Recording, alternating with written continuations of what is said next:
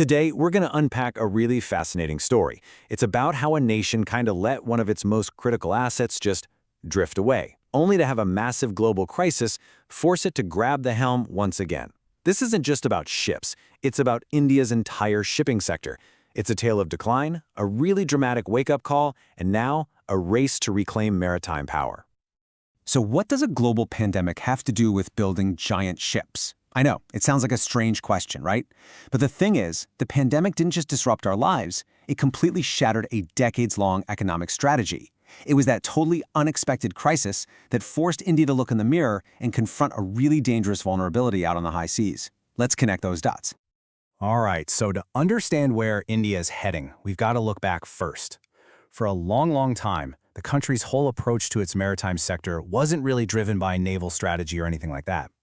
No, it was guided by a very specific economic idea. What you're seeing here is a map of a nearly two-decade ideological shift. The thinking back then was that in a globalized world, the markets knew best.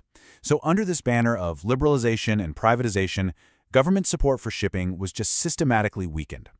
The very idea of having a national fleet as a strategic asset, well, that was seen as kind of old-fashioned.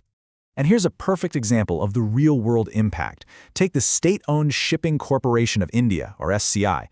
It used to be a global powerhouse with special rights to carry crucial cargo, like all of India's oil imports. But then, in the name of creating a level playing field, those strategic advantages were just stripped away. The national champion was basically left to decline. It even came incredibly close to being privatized. So here's the crucial point. The national strategy completely flipped. It went from owning the ships to simply manning the ships. The priority became training Indian seafarers to go work on foreign vessels, all to bring in foreign exchange. And look, that's valuable, for sure, but it created this huge strategic void. India was providing the sailors, but it completely lost control of the fleet. And then, the world just stopped. The pandemic hit, and that strategic blind spot was suddenly and pretty brutally exposed for everyone to see. This quote really says it all. The whole theory of perfectly efficient global markets, it just crashed headfirst into the harsh reality of a world where every single nation was suddenly just looking out for number one. The shock was profound. Because think about it, when global supply chains seized up, India suddenly discovered it had very little control over its own trade. With most of its cargo moving on ships owned by other countries, India had almost no leverage. The national interests of other countries, not India's, were the ones dictating the flow of essential goods. It was just a stark, painful lesson in national vulnerability.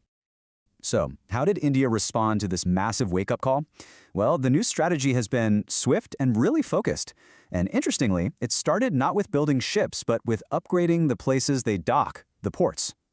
The government's key strategy here is something called the landlord model, and it's actually a pretty clever public-private partnership. Basically, the government keeps ownership of the port itself, the land, the basic infrastructure, but it leases out the day-to-day operations of the terminals to private, often foreign, companies that have the expertise and the cash. And you know what? This model has worked. It has unleashed an absolutely massive surge of investment.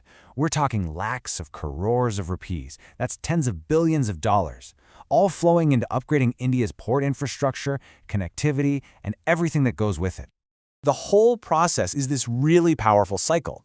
The revenue that the government gets from sharing with the private companies gives the port serious financial muscle, and they can then reinvest that money into huge new projects, like building a major transshipment hub, which is kind of like a massive cargo sorting center, out in the strategically vital Andaman Islands. But, and this is a huge but, even with all these amazing world-class ports, there's a giant piece of the puzzle still missing. The success we're seeing on the docks is actually hiding a major weakness out on the water, and it's arguably the most critical part of this whole story.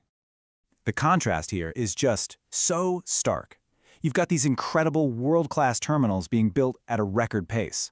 But when it comes to the capacity to actually build the merchant ships that would use them, well, let's just say the movement in that area is barely visible. So why does this matter so much? Because building a massive, modern ship is one of the most complex industrial projects on the entire planet.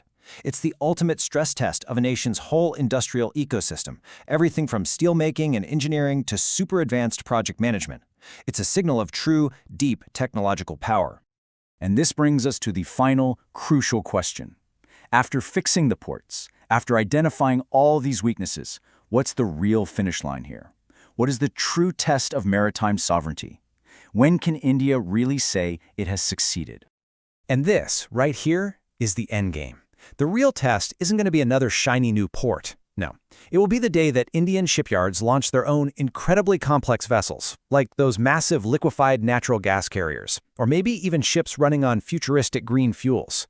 Because for true maritime sovereignty, you need more than just strategic ports. You absolutely need strategic shipyards. You have to have the domestic capability to build and control your own fleet. Only then can you secure your supply chains and truly cruise full ahead.